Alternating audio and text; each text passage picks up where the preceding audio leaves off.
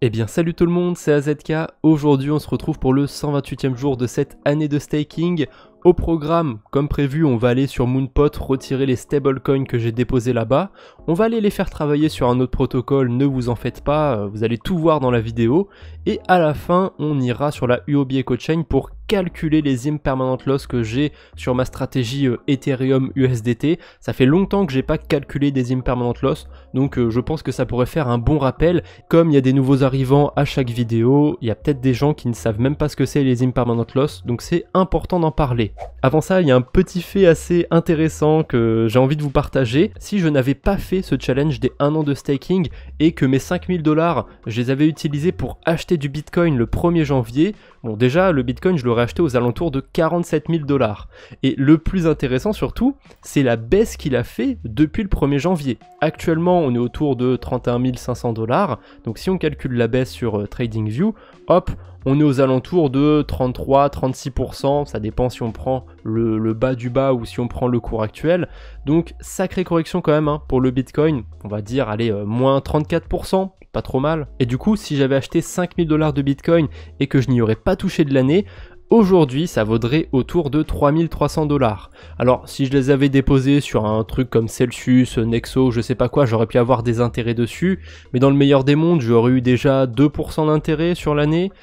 Donc 2% c'est 66 $, donc autant vous dire que ça change pas grand chose. Et ce qui est intéressant, c'est que si vous suivez cette année de staking, j'ai fait des sacrées conneries. J'ai perdu 1000 $ sur un bridge, j'ai perdu aussi 400 $ sur Buy with Finance. C'était assez débile, j'aurais très bien pu attendre, mais j'ai été trop pressé. Donc malgré toutes ces conneries, je suis à 3850 $ à peu près. En plus, j'ai un petit peu d'Ethereum, de Huobi Token et de Insure, donc forcément, comme c'est pas des stablecoins, ça baisse un petit peu la valeur de ce que j'ai sur mon portefeuille, mais voilà, je me dis que je m'en suis pas si mal tiré. Bon, on va passer sur Moonpot parce que sinon la vidéo va encore durer une demi-heure. Je vais retirer mes stablecoins du coup, donc on clique sur Withdraw, on choisit comment on retire ces cryptos. On peut tout retirer dans une seule crypto, évidemment ça va faire un petit peu plus de frais, mais dans tous les cas, j'ai pas envie de garder des tokens de pool de liquidité, j'ai vraiment envie de me retrouver avec du stablecoin pur et dur dans mon portefeuille. Donc j'ai déposé des USDC me semble-t-il, donc je retire que des USDC. Je fais les petites transactions et je viens vers vous quand c'est terminé.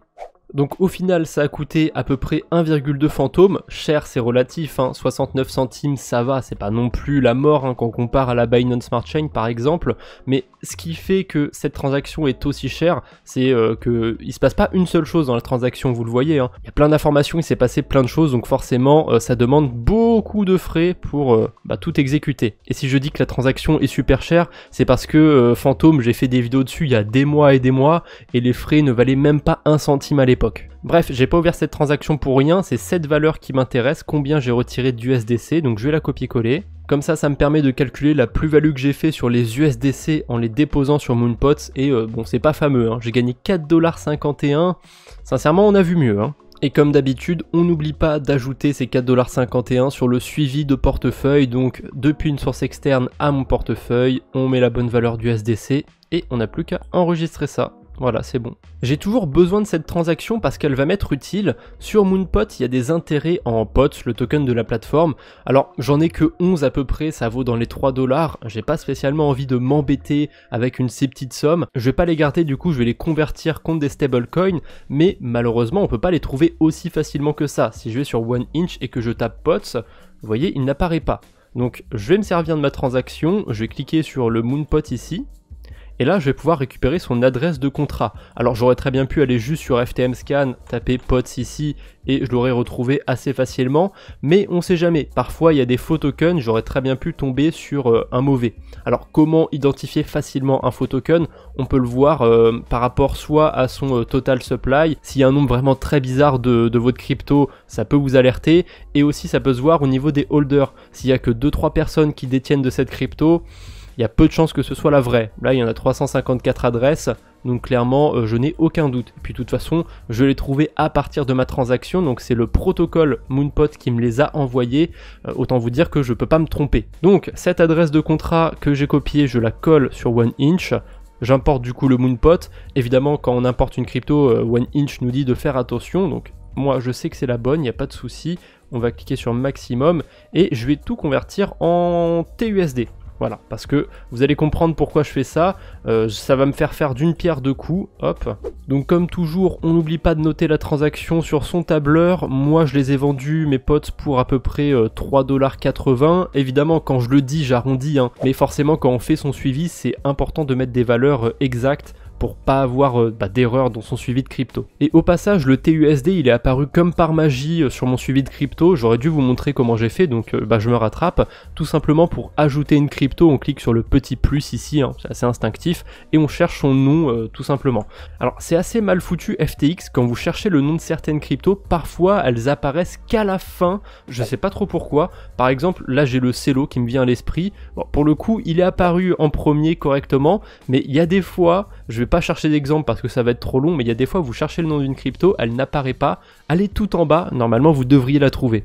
Bon, forcément, j'ai converti mes potes en TUSD, je vais faire pareil avec mes USDC, je vais les convertir entièrement en TUSD, et en plus j'ai même un petit avantage bonus à faire ça, le TUSD vaut moins cher entre guillemets que l'USDC sur la blockchain Phantom, donc je vais gagner 2-3 $ en faisant le swap, ça fait plaisir. Tiens, maintenant on peut signer pour échanger des stablecoins au lieu de les approuver, c'est sympathique, hein, ça coûte moins cher en frais, et j'imagine que c'est plus sécurisé. Alors par contre, ça arrête pas de changer, ça me fait chier.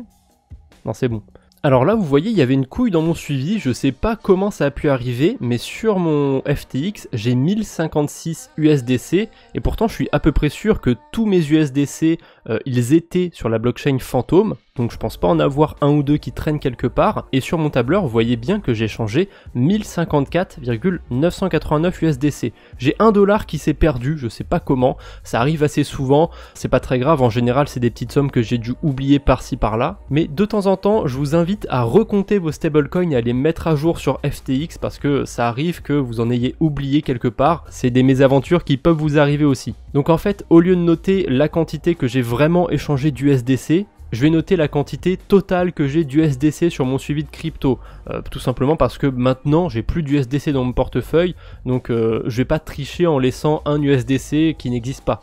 Donc on va tout retirer, donc transfert depuis mon portefeuille à une source externe, enregistré, je suis pas sûr d'avoir mis la bonne quantité. Non, c'est bon, j'ai bien mis la bonne quantité, parce que si vous en retirez plus que ce que vous avez, ça crée du négatif dans votre portefeuille, et c'est pas terrible de créer du négatif. Donc par contre, j'ai retiré les USDC, on va rajouter les TUSD, hein, ça fait un peu mal de voir moins 1000 $ dans son portefeuille, et j'en ai reçu du coup 1057,344. Alors, quelle stratégie je vais faire avec ces TUSD? Pour vous donner un petit peu le cheminement, comment j'en suis arrivé là, j'ai utilisé CoinDix.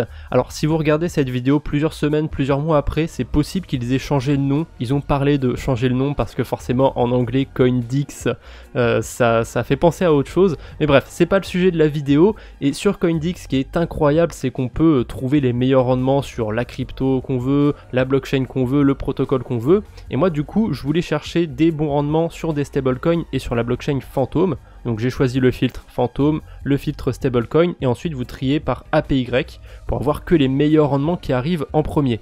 Alors je pourrais très simplement prendre le meilleur rendement et tout de suite aller mettre mes stablecoins dessus, surtout qu'il y a 49% d'APY. Alors quand vous êtes inscrit sur CoinDix, on peut voir la moyenne sur 7 jours de l'APY et même un historique de comment ça a évolué, comment la TVL a évolué, c'est super bien fait. D'ailleurs je vais me connecter pour vous montrer ça. Et voilà, ça change tout de suite. Quand on regarde la moyenne sur 7 jours, on a du 4%. Alors qu'est-ce que ça veut dire? Tout simplement, récemment il y a soit eu beaucoup de volume, donc ça a augmenté les APY, soit récemment il y a beaucoup d'argent qui a été retiré du protocole, donc forcément les gens se partagent plus d'intérêt entre eux. Ah, et on le voit quand même assez vite au graphique, c'est un petit peu des deux. La TVL a bien chuté, c'est représenté par les traits violets que vous voyez en arrière-plan. Mine de rien, leurs graphiques sont assez instinctifs, c'est vachement bien foutu, mais si l'APY a autant augmenté, je pense que c'est surtout parce qu'il y a eu beaucoup de volume récemment sur le protocole. Et ça m'intéresse pas. J'ai pas envie de rentrer sur un truc qui du jour au lendemain va retomber à 5% de rendement. Et de toute façon, il y a un stablecoin qui m'intéresse pas non plus, le MIM, j'ai pas du tout envie d'y être exposé. Le Frax, ça m'intéresse pas trop non plus, je crois qu'il est aussi algorithmique et je déteste ça. Là, on a carrément une pool avec l'UST et le Frax, autant vous dire que c'est mort. Sturdy, j'ai été voir vite fait ce que c'était comme protocole, ça m'inspire pas confiance du tout. On a des plus gros APY quand on dépose des cryptos que quand on emprunte, et j'ai pas réussi à comprendre pourquoi c'est comme ça. Donc Sturdy pour moi c'est poubelle. On a aussi Tarot Finance sur lesquels on peut avoir des bons rendements et même sur de l'USDC. Le problème c'est que sur certaines pools il y a très peu de liquidité. Et aussi, c'est très volatile. Comme c'est de l'emprunt, quand les gens n'empruntent pas, forcément, il n'y a pas beaucoup d'intérêt. On a aussi le MAI, le MAI, pareil, c'est un stablecoin que j'ai pas du tout envie d'avoir dans mon portefeuille, donc même s'il y a d'assez bons rendements, encore une fois sur Tarot, je vais pas y toucher. Même si la moyenne sur 7 jours est bonne aussi, je vais pas y toucher. Là, on a une pool qui devrait être, ça devrait être la meilleure pour moi. Pourquoi je n'investis pas dessus? Pareil, il y a un stablecoin que je connais pas du tout, le TOR, donc ça m'intéresse pas. Peut-être qu'il est super, peut-être qu'il est incroyable, mais je le connais pas, donc j'ai pas envie de me risquer dessus. En dessous, on a encore le Frax. En dessous, on a une pool sur Spirit Swap. Quand on regarde la moyenne sur 7 jours, l'APY est ridicule. En ce moment, il est juste élevé parce qu'il y a eu beaucoup de volume sur les 24 dernières heures. Ça m'intéresse pas de me mettre sur un rendement qui va redescendre demain à 3%. Donc je vous ai quasiment tout éliminé. Pourquoi j'ai mis tout ça de côté? Vous avez toutes les raisons. Il y en a encore un qui est un petit peu spécial, c'est C-Bridge. Alors il y a 10% de rendement quasiment sur l'USDT. Pourquoi c'est aussi dramatique? Parce que les 10% quasiment d'intérêt, ils sont en seller. Le problème c'est que ces tokens, on ne les retire pas sur Phantom, on les retire sur Ethereum. Donc j'ai pas les moyens, c'est pas une stratégie qui est faite pour moi. En dessous, j'ai vu le TUSD sur Scream Finance, donc c'est un protocole de prêt d'emprunte crypto. On peut voir que sur 7 jours, bon, c'est pas non plus incroyable, mais ça va. Ça donne des intérêts qui sont pas trop mal, relativement stables, autour de 7-8%. Ça m'intéresse pas mal. Alors par contre, j'ai pas envie d'aller déposer mon argent sur Scream Finance parce que j'ai la flemme en fait de vendre les Scream quoi. Va falloir que je les vende et tout, et j'aimerais bien que ça se fasse automatiquement. Et quand j'ai vu ça, j'ai tout de suite pensé à Biffy Finance. Alors on retrouve aussi Biffy Finance sur CoinDex, ne vous en faites pas, il est juste un petit peu plus bas. Comme Biffy, ils prennent un petit peu de frais pour réinvestir les intérêts, forcément le rendement est un chouïa plus faible, même un peu trop faible par rapport au rendement actuel. C'est peut-être CoinDex qui doit avoir un petit problème dans la valeur qu'il va chercher. Je suis quasiment sûr que sur Biffy le rendement est plus élevé que ça. Donc là du coup je suis sur Biffy et pareil on a des filtres pour retrouver très rapidement la pool qui m'intéresse, Phantom, Stablecoin, et là si je descends un petit peu je pense que je la trouve facilement. Voilà, elle est ici la pool, 8,95% d'APY. Ouais, c'est à peu près la valeur qu'il y a sur CoinDex. C'est marrant, ça vient de s'actualiser, c'est à 6,57%. Vous savez quoi, j'ai quand même déposé dessus parce que quand on regarde l'historique de l'APY sur Biffy ou sur CoinDex, voilà, il est quand même relativement stable, ça donne envie. Et puis Biffy, c'est quand même un protocole qui n'a jamais été hacké, si je dis pas de bêtises, depuis qu'il a été lancé. Donc voilà, c'est quand même un petit gage de qualité. On va tout mettre sur le TUSD. Il me semble que c'est un stablecoin qui est backé traditionnellement, hein, c'est un peu comme l'USDC. S'il y a un TUSD en circulation, il y a $1 dans un coffre. Donc je suis beaucoup plus serein quand j'ai du TUSD que quand j'ai de l'UST ou du MIM ou du Frax. Bon, ma transaction prend beaucoup de temps sur Biffy Finance, donc je vais aller noter ça tranquillement sur mon tableur quand ce sera déposé. Et là, j'ai pris un petit peu d'avance, j'ai déjà retiré mes Ethereum USDT de 10 Meter. Alors j'étais obligé de les retirer d'ici, je pouvais pas les laisser là pour calculer les impermanent loss, parce que pour calculer ces fameuses impermanent loss, j'ai besoin de savoir précisément combien j'ai sur la pool. Et je suis obligé du coup d'avoir les LP tokens dans mon portefeuille pour ça. Donc là je suis sur MDEX, je peux voir combien j'ai d'Ethereum, combien j'ai d'USDT dans la pool. Et là paf, j'ai mon tableur et je peux voir combien j'avais déposé à l'origine d'Ethereum et d'USDT. Donc là je vais tout simplement faire une soustraction. Maintenant dans la pool de liquidité j'ai telle quantité d'Ethereum et à l'origine j'avais déposé telle quantité. Voilà, donc maintenant je me retrouve avec cette différence d'Ethereum. On va aller dans l'onglet Swap. Et on va voir combien ça vaut d'USDT. Alors ça vaut 8$ et des bananes, 8,438$, plus combien j'ai dans la pool de liquidité.